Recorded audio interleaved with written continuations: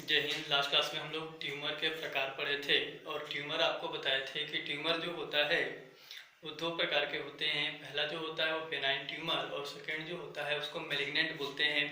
Benign में हम आपको बताए थे कि ये ट्यूमर के सबसे सरल प्रकार होते हैं और इनसे हमारे शरीर को क्या होता है, अधिक मात्रा में नुकसान नहीं होता है। या कह सकते हैं कि ऐसे ट्यूमर जो अपने मूल स्थान पर रहते हैं उसको बेनाइन कहते हैं, और ऐसे ट्यूमर जो एक दूसरे तीव्र गति से वृद्धि करते हैं और एक शरीर के एक भाग से दूसरे भाग में पहुंच जाते हैं और स्थानांतरित होते रहते हैं, ऐसे ट्यूमर को हम लोग क्या बोलते हैं, मेलिग्नेंट ट्यूमर बोलते हैं।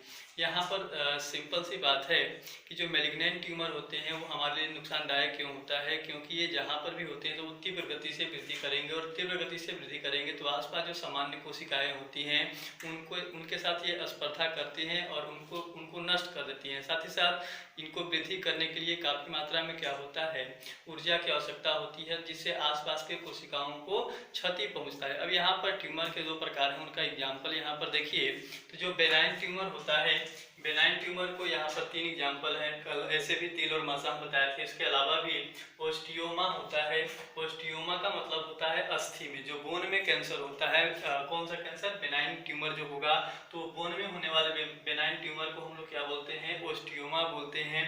उसी प्रकार से हमारे पेशियों में होने वाले बेनाइन ट्यूमर को मायोमा कहेंगे। और लिम्फ नोड में आपको बताए थे कि शरीर में बहुत सारे लसिका गांठ होते हैं, लिम्फ नोड होते हैं, और उन लिम्फ नोड में उत्पन्न होने वाले कैंसर को क्या कहते हैं, लिम्फोमा कहते हैं।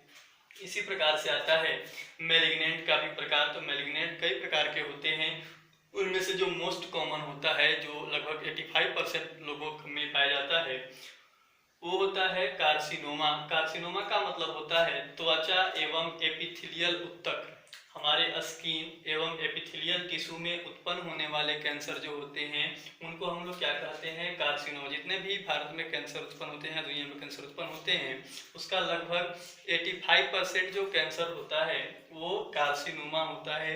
इसके बाद अगर हम लोग बात करें तो दूसरा जो टाइप होता है वो सार्कोमा होता है। सार्कोमा का मतलब होता है सॉफ्ट टिश्यू, और ये मुख्य रूप से एपिथेलियल ऊतक, सॉरी, जो संयोजी ऊतक होता है, कनेक्टिव टिश्यू होता है, उसके अंदर उत्पन्न होने वाला जो कैंसर होता है उसको हम लोग क्या कहेंगे, सार्कोमा कहेंगे। और एक कॉमन टाइप होता है ल्यूकेमिया, जिसको हम लोग ब्लड कैंसर के नाम से जानते हैं। इस ल्यूकेमिया में क्या होता है, हमारे शरीर में जो WBC कोशिकाएं होती हैं उनकी संख्या क्या होता है, बढ़ना शुरू हो जाता है। और जब WBC की संख्या बढ़ता है तो WBC जो है उस संख्या बढ़ने को हम लोग क्या कहते हैं, ल्यूकेमिया कहते हैं। तो ये मेलिग्नेंट ट्यूमर जो है, घातक ट्यूमर जो होता है, उसके तीन टाइप है मुख्य रूप से, और जो कॉमन है वो कार्सिनोमा है, और जो NCERT में दिया हुआ है वो ल्यूकेमिया के बारे में एक जगह पर लिखा है, वो आगे कहाँ लिखा है उसके बारे में बताएंगे। तो इसको आप क्या कर लीजिए, कैंसर के प्रकार या ट्यूमर के प्रकार में नोट कर लीजिए।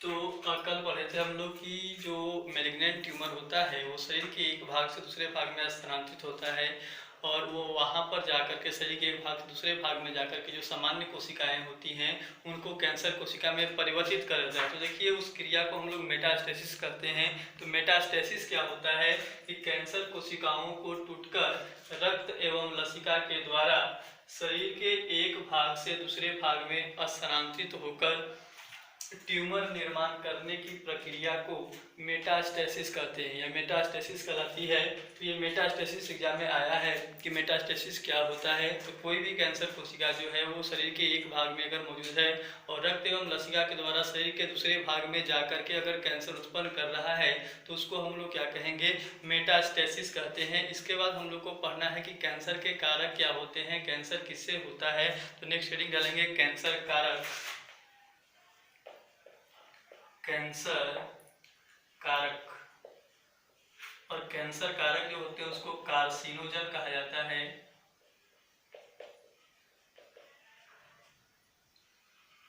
कार्सिनोजन हमारे से हम लोगों के शरीर में जो कैंसर होता है उसके कई कारण होते हैं, भौतिक कारण होते हैं, रासायनिक कारण होते हैं और जैविक कारण होते हैं। तीनों में से किसी भी कारण से कैंसर उत्पन्न हो सकता है। तो हम लोग लिख सकते हैं कि कैंसर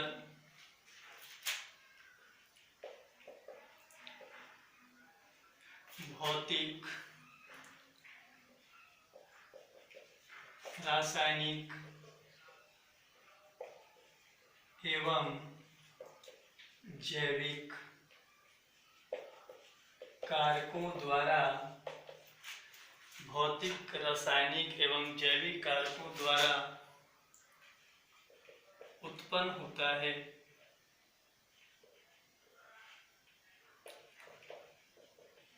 अभी कौन कौन से कारक होते हैं भौतिक रासायनिक, उसको देखिए, उसको फ्लो चार्ट से करेंगे।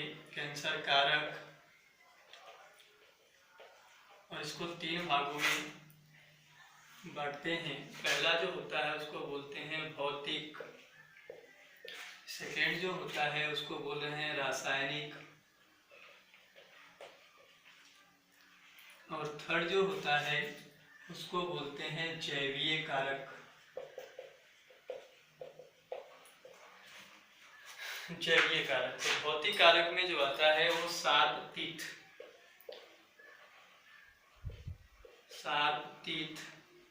किसके लिए? टंग कैंसर के लिए। जनरली अगर दांत ज्यादा तीखा है तो बार बार जीभ में उसमें क्या होता जाएगा, उससे जीभ जो है वो छिलता जाएगा, जीभ में घाव होता जाएगा, और वही धीरे धीरे किस में कन्वर्ट हो जाता है? कैंसर में कन्वर्ट होता है। तो सार्वतीत जो होते हैं वो किसके लिए? जीभ में होने वाले कैंसर के लिए जिम्मेवार होते हैं। या एक और होता है कांगरी,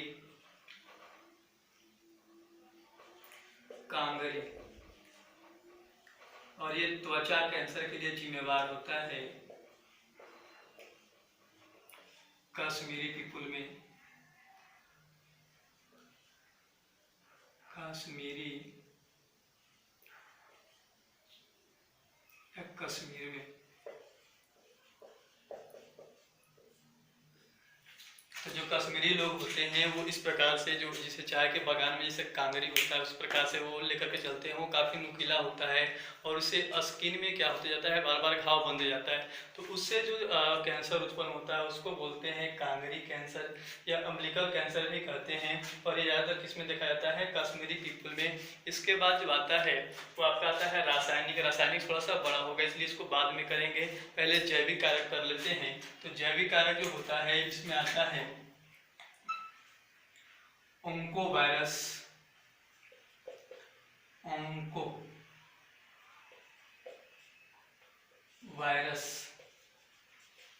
वायरस क्या होता है? कैंसर उत्पन्न करने वाले वायरस को हम लोग क्या कहेंगे? ओंको वायरस कहेंगे। नोट भी कर लीजिएगा कि कैंसर उत्पन्न करने वाले जो वायरस होते हैं वो ओंको वायरस कहलाते हैं। सेकेंड जो होता है वो प्रोटोजीन या ओंकोजीन कह सकते हैं, ओंकोजीन, या इसी को एक और नाम जानते हैं प्रोटो ओंकोजीन। ओंकोजीन या प्रोटो ओंकोजीन क्या होता है? जनरली हमारे जो सामान्य कोशिकाएं होती हैं उनमें कई प्रकार के ऐसे जीन मौजूद होते हैं जिनको सक्रिय करने पर वो ट्यूमर कोशिकाओं में क्या हो जाते हैं? परिवर्तित जाते हैं, कैंसर कोशिकाओं में रूपांतरित जाते हैं। तो सामान्य कोशिकाओं में उपस्थित ऐसे जीन जो कैंसर के लिए जिम्मेवार होते हैं, ऐसे जीन को हम लोग क्या बोलते हैं? ओंकोजीन या प्रोटो ओंकोजीन। तो यहाँ पर 2 कारक अभी बता दिए, भौतिक और जैविक। भौतिक कारक में आता है सार्वतीत, नुकीले जो दांत होते हैं उस के ऊपर अगर जीभ बार बार आ रहा है तो उसके कारण जो टंग कैंसर होता है। कांगरी, जो कश्मीरी लोग होते हैं उनमें कांगरी जो होता है वो एक त्वचा कैंसर के लिए जिम्मेवार होता है। इसके बाद आता है जैवीय कारक, और जैवीय कारक में 2 चीज, एक तो कैंसर जो वायरस से उत्पन्न होता है और ऐसे वायरस जो कैंसर उत्पन्न करते हैं उनको ओंको वायरस कहते हैं, ये ओंको वायरस कहते हैं।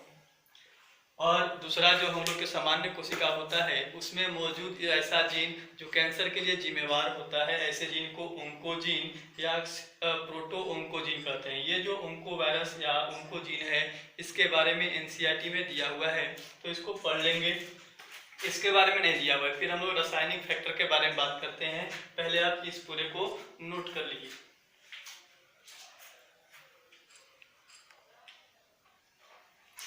चलिए, कैंसर के नेक्स्ट जो कारक है वो रासायनिक कारक है, और रासायनिक कारक में जनरली 2 के बारे में एनसीईआरटी में चर्चा किया है। एक है आयनकारी विकिरण और दूसरा है अनायनकारी विकिरण। तो ये आयोनाइजेशन रेडिएशन क्या होता है, सबसे पहले ये समझते हैं।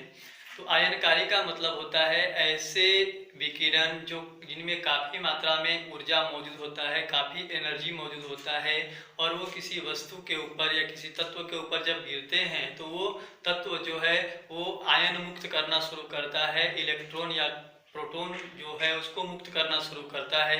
या कह सकते हैं कि ऐसे विकिरण जो किसी तत्व पर पड़ने के बाद उस तत्व से आयन को मुक्त करने के लिए जिम्मेवार होते हैं, ऐसे तत्वों को हम लोग क्या कहते हैं, आयनकारी कहते हैं। और जो विकिरण इस प्रकार का कार्य नहीं करते हैं उसको हम लोग क्या कहेंगे, अनायनकारी कहेंगे। तो ये दो प्रकार के रेडिएशन होते हैं। अब कह रहा है कि इनमें काफ़ी मात्रा में एनर्जी होता है, काफ़ी मात्रा में ये ऊर्जा इनके अंदर मौजूद होता है और जब अत्यधिक मात्रा में ऊर्जा मौजूद है तो ये आयनकारी विकिरण जो है अगर हमारे सीधे सीधे हमारे त्वचा पर पड़ते हैं, कोशिकाओं पर पड़ते हैं तो उनमें मौजूद जो डीएनए होता है उसमें परिवर्तन कर देते हैं और जब से ही डीएनए में परिवर्तन होता है हम लोगों का जो सामान्य कोशिका है वो किस में बदल जाता है, कैंसर कोशिका में बदल जाता है। तो ये जो आयनकारी विकिरण है वो रासायनिक कारक होता है कैंसर का और इसका एग्जाम्पल जो होता है वो एक्सरे होता है और गामा रे होता है। ठीक उसी प्रकार से अनायनकारी विकिरण जो होते हैं उसका ये भी कैंसर के लिए जिम्मेवार होता है और इसके लिए इसका एग्जाम्पल जो है वो यूवी रेज है। इसके बाद आता है कुछ और कारक जो शरीर के अलग अलग अंगों में होने वाले कैंसर के लिए जिम्मेवार होते हैं। ये सब के बारे में एनसीईआरटी में नहीं दिया हुआ है, सिर्फ एक के बारे में दिया हुआ है कि जो सिगरेट का धुआं है वो किसके लिए जिम्मेवार होता है, फेफड़ा कैंसर के लिए। तो सिगरेट के धुआं में ऐसा क्या होता है, तो सिगरेट का जो धुआं है उसमें केमिकल होता है एन नाइट्रोसो डाइमिथाइल। फिर से रिपीट कर रहे हैं, सिगरेट के धुआं में एन नाइट्रोसो डाइमिथाइल केमिकल होता है जो फेफड़ा में होने वाले कैंसर के लिए जिम्मेवार होता है। इसके बाद है अलकतरा जिसको हम लोग कोल तार अंग्रेजी में कहते हैं और ये जो कोल तार होता है इसमें भी कई प्रकार के ऐसे केमिकल होते हैं, कई प्रकार के ऐसे गैस मुक्त होते हैं उसके यूज से जो हमारे त्वचा एवं फेफड़ा में होने वाले कैंसर के लिए क्या होते हैं, जिम्मेवार होते हैं। इसके बाद नेक्स्ट जो आता है वो अल्फा टॉक्सिन है।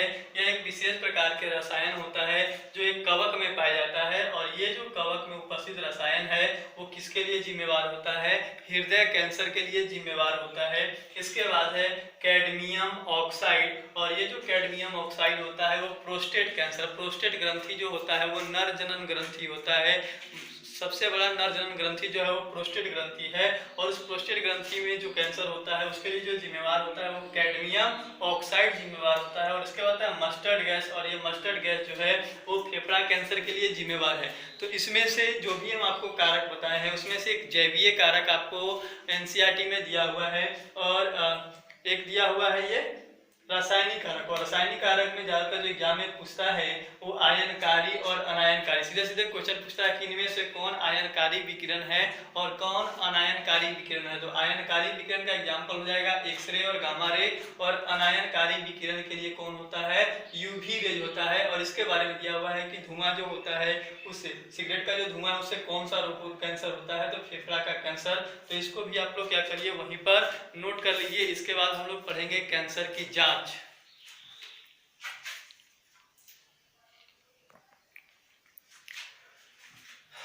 अब कैंसर के जांच के बारे में पढ़ना है। कैंसर का अगर सही ढंग से उपचार होना है तो उसको पता लगाना, उसका जांच क्या होता है, अति आवश्यक होता है। कैंसर के जांच के लिए आपकी किताब में कई तरह के विधि दिए हुए हैं, उन्हीं विधियों का हम लोग चर्चा करेंगे। तो बारी बारी समझिएगा। जनरली कैंसर का जो सही उपचार होता है, तो कैंसर के प्रभावी उपचार के लिए, ठीक है ना, हम लोग क्या कराते हैं, बायोप्सी कराते हैं। ये जीवती परीक्षा दिया हुआ इसका हिंदी, और जीवती परीक्षा का हिंदी अंग्रेजी होता है बायोप्सी। साथ ही साथ ऊतक विकृति हिस्टोपैथोलॉजिकल, इसका मतलब होता है ऊतकों की जांच करके हम लोग कैंसर का पता लगा सकते हैं। कोशिकाओं की गणना, जनरली ल्यूकेमिया के केस में जो ब्लड कैंसर होता है, ब्लड कैंसर के केस में क्या होता है, शरीर में जो WBC होते हैं, WBC के संख्या में काफ़ी तेज़ी से वृद्धि होता है। तो उनके संख्या को, कोशिकाओं की संख्याओं को काउंट करके हम लोग ल्यूकेमिया जैसे कैंसर का क्या कर सकते हैं, पता लगा सकते हैं। फिर कह रहा है कि रक्त एवं अस्थि मज्जा का परीक्षण पर आधारित होता है। तो कैंसर का जांच का कई विधि होता है। पहला दिया हुआ बायोप्सी। बायोप्सी में हम लोग क्या करते हैं कि ऐसे ऊतक जिन पर हमको कोशिका जिन पर संदेह होता है उनके छोटे से टुकड़ा को काट लेते हैं और उनको अभिरंजित करके वैज्ञानिक विधि से लैब में क्या किया जाता है, उसमें उपस्थित कैंसर कारक का या कैंसर का पता लगाया जाता है। तो ऐसे ऊतक जिनमें संदेह होता है, शक होता है, उसका एक टुकड़ा लेकर उसे अभिरंजित करके कैंसर का पता लगाना क्या कहलाता है, बायोप्सी कहलाता है। इसके बाद नेक्स्ट जो दिया हुआ है वो कंप्यूटर टोमोग्राफी दिया हुआ है, सीटी स्कैन। ये जो सीटी स्कैन होता है ये इसमें क्या करते हैं कि जनरली सीटी स्कैन एक्सरे किरण का उपयोग करता है और वो एक्सरे किरण जो है वो हमारे शरीर के अंदर जो आंतरिक अंग होते हैं उनका कंप्यूटर के ऊपर क्या करता है, 3D इमेज बनाता है, त्रिविमीय प्रतिबिंब बनाता है और उस त्रिविमीय प्रतिबिंब के द्वारा हमारे शरीर के आंतरिक अंगों में होने वाले कैंसर का पता लगाया जाता है। तो अगर कंप्यूटर स्कैन के ऊपर एक्सरे किरण द्वारा शरीर के आंतरिक अंगों में होने वाले कैंसर का पता लगाया जा रहा है तो उसको हम लोग क्या कहते हैं, उस विधि को कंप्यूटर टोमोग्राफी कहते हैं। तो इसमें क्या लिखा हुआ है कंप्यूटर टोमोग्राफी में कि इसमें एक्सरे विकिरणों का उपयोग कर आंतरिक अंगों के त्रिविमीय 3D प्रतिबिंब पहले बनाते हैं और उसके बाद क्या करते हैं, उस 3D इमेज से हम लोग ये पता करते हैं कि उस अंग में कैंसर है कि नहीं है। इसके बाद नेक्स्ट जो विधि आता है वो MRI। MRI का मतलब क्या होता है, मैग्नेटिक रेजोनेंस इमेजिंग। इसका मतलब क्या होता है कि ये जो मशीन होता है वो काफी स्ट्रॉन्ग मैग्नेटिक फील्ड क्या करता है, जनरेट करता है और साथ ही साथ कैसे विकिरण, आयनकारी विकिरण। अभी हम आपको आयनकारी विकिरण बताए थे कि ऐसे विकिरण जो काफी उसमें ऊर्जा मौजूद होता है और जो किसी भी तत्व में गिरने के बाद उसमें क्या करते हैं, इलेक्ट्रॉन और प्रोटॉन को मुक्त करते हैं। ऐसे विकिरण को हम लोग क्या कहेंगे, आयनकारी। ये आपको फिजिक्स के मॉडर्न फिजिक्स में पढ़ाया जाएगा। आयनकारी विकिरण होते हैं और उनके द्वारा जो ऊतकों का विकृति होता है, कहने का मतलब उनका जो पैथोलॉजिकल परिवर्तन होता है या फिजियोलॉजिकल कायकीय परिवर्तन, उनके कार्य में परिवर्तन होता है, संरचना में जो परिवर्तन होता है, उन परिवर्तनों का पता लगाया जाता है कौन से विधि द्वारा, MRI के द्वारा। फिर से हम रिपीट कर रहे हैं, कैंसर का जो उपचार होता है वो तभी होगा जब उसका जांच सही ढंग से होगा और जांच के लिए हम लोग कई तरह का प्रयोग करते हैं। तो कैंसर के प्रभावी उपचार के लिए बायोप्सी, ऊतक विकृति जिसको हिस्टोपैथोलॉजिकल अध्ययन, कोशिकाओं की गणना, ल्यूकेमिया के केस में रक्त एवं अस्थि मज्जा पर जो रक्त एवं अस्थि मज्जा होता है उसके परीक्षण पर क्या होता है, आधारित होता है। कैंसर उपचार के लिए हम लोग मेनली 3 विधि, जांच के लिए मेनली 3 विधि का उपयोग करते हैं। इसमें आता है बायोप्सी। बायोप्सी में क्या करते हैं, ऐसे ऊतक जिनमें शक होता है उनके एक छोटा सा टुकड़ा को हम लोग काट लेते हैं और अभिरंजित करके उसको हम लोग क्या करते हैं, लैब में जांच करते हैं और कैंसर का पता करते हैं। उस विधि को हम लोग क्या बोलेंगे, बायोप्सी बोलेंगे।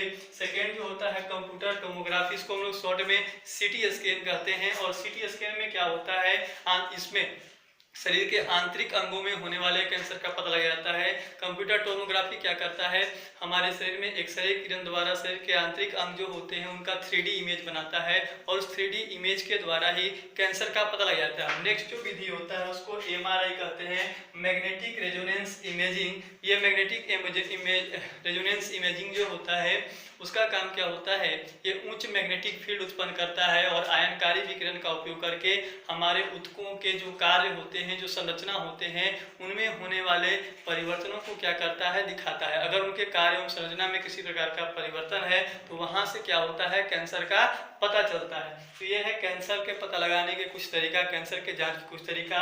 आप इसको नोट करिए इसको। इसके बाद हम लोग पढ़ते हैं कैंसर के उपचार, इंपॉर्टेंट है, नोट करिए।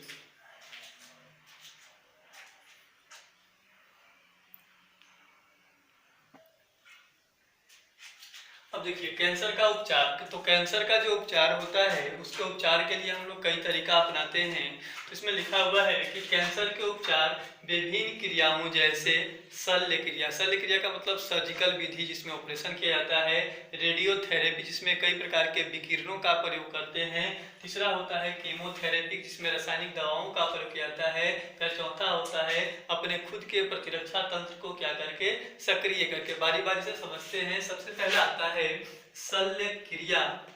शल्य क्रिया में क्या होता है, जो हमारे शरीर के जो ऐसे ऊतक या भाग जो कैंसर से ग्रसित है, उनको ऑपरेशन करके, उनको काट करके उस भाग को क्या कर दिया जाता है, अलग किया जाता है।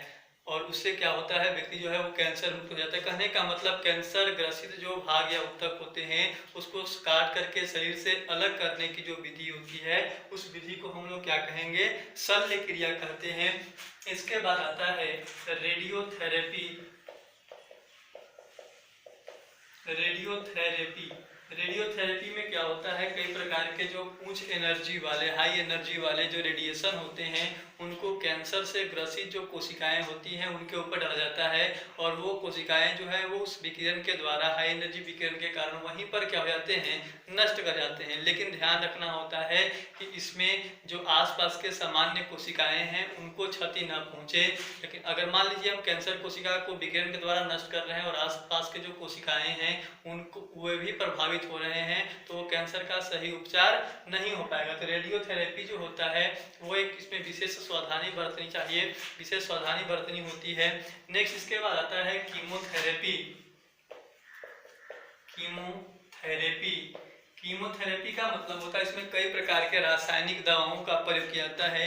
और कई प्रकार के रासायनिक दवाओं के प्रयोग करके जब कैंसर का उपचार किया जाता है तो उसको हम लोग कीमोथेरेपी कहेंगे। बात होता है कि कीमोथेरेपी में अगर ये सब किया जा रहा है तो इसके कई प्रकार के काफ़ी तेज दवा होते हैं, काफ़ी हार्ड दवा होता है, इसलिए इसकी कई प्रकार के क्या होते हैं, साइड इफेक्ट होते हैं। व्यक्ति के बाल झड़ जाते हैं, साथ ही साथ क्या होता है, उसके ब्लड की, उसके शरीर में जो होता है वो खून की कमी जाती है और व्यक्ति जो है वो एनीमिया से ग्रसित जाता है, एनीमिया का शिकार रहता है। तो ये सब इसके साइड इफेक्ट होते हैं, कीमोथेरेपी के होते हैं।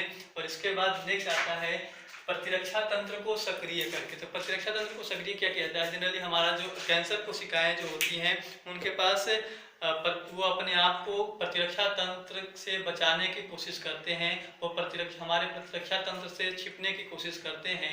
तो कुछ ऐसे रसायन हमारे शरीर में ऐड किए जाते हैं, बाहर से डाले जाते हैं, जो हमारे प्रतिरक्षा तंत्र को और क्या कर देता है, एक्टिव कर देता है। और जब हमारा प्रतिरक्षा तंत्र और एक्टिव हो जाता है तो वो जो कैंसर कोशिकाएं जो पहले हमारे प्रतिरक्षा तंत्र से बच जा रहे थे, छिप जा रहे थे, उनको अब वो प्रतिरक्षा तंत्र क्या करेगा, नष्ट कर देगा। और इसके लिए जो केमिकल उपयोग किया जाता है वो अल्फा इंटरफेरोन होता है। हम आपको बताए थे इंटरफेरोन कि वायरस संक्रमित कोशिका जो होता है उनसे स्रावित होने वाले रसायन को हम लोग इंटरफेरोन कहते हैं। तो वहीं पर जो अल्फा इंटरफेरोन होता है वो इंटरफेरोन को बॉडी में ट्रांसफर किया जाता है, जो हमारे प्रतिरक्षा तंत्र को एक्टिवेट कर देता है। और वो प्रतिरक्षा तंत्र हमारा जो कैंसर कोशिकाएं शरीर में होते हैं उसको नष्ट करता है। और इसी को हम लोग बोलते हैं कापोएसी सार्कोमा। पहले हम आपको बताए थे कापोएसी सार्कोमा। तो कापोएसी सार्कोमा का मतलब क्या होता है कि अल्फा इंटरफेरोन के सहायता से प्रतिरक्षा तंत्र को बूस्ट करके, उसको एक्टिवेट करके शरीर में मौजूद जो कैंसर कोशिकाएं होते हैं उनको नष्ट करने की विधि को हम लोग क्या बोलते हैं, कापोएसी सार्कोमा बोलते हैं। तो इसके बारे में हम लोग नोट करते हैं, बारी बारी से इसको लिखते हैं। देखिए तो एक बार देखिए जो लिखे हैं उसको, उसके बाद नोट करिएगा इसको। शल्य क्रिया सर्जरी कहते हैं। और सर्जरी में क्या कर रहा है कि इसमें कैंसर ग्रसित जो ऊतक होते हैं उनको शल्य क्रिया द्वारा काट करके क्या किया जाता है, शरीर से अलग कर दिया जाता है। और ये जो विधि होता है कैंसर उपचार का वो सबसे आसान विधि होता है। इसके बाद आता है रेडियोथेरेपी। कह रहा है कि इसमें कैंसर कोशिकाओं को कई प्रकार के जो विकिरण होते हैं उनके सहायता से क्या किया जाता है, समाप्त किया जाता है। और इस दौरान भी बताए थे कि रेडियोथेरेपी से उपचार करते समय, कैंसर कोशिकाओं को नष्ट करते समय उसके आसपास जो मौजूद सामान्य कोशिकाएं होती हैं उनको क्या किया जाता है, उनका विशेष ध्यान रखा जाता है। इसके बाद नेक्स्ट जो विधि आता है वो कीमोथेरेपी होता है। और कीमोथेरेपी में लिखा हुआ है कि इसमें विभिन्न प्रकार के रासायनिक यौगिक और जो दवाएं होती हैं उनका प्रयोग किया जाता है। और इस विधि का, अगर कई प्रकार के हार्ड दवा का प्रयोग कर रहे हैं तो इसमें बाल झड़ना एवं एनीमिया जैसे, एनीमिया का मतलब होता है खून की कमी होना, जैसे क्या होते हैं, दुष्प्रभाव उत्पन्न होते हैं। तो आप इसको क्या करिए, वीडियो रोक करके पूरा यहाँ से यहाँ तक नोट कर लीजिए। उसके बाद हम लोग आगे देख सकते हैं प्रतिरक्षा तंत्र को सक्रिय करके।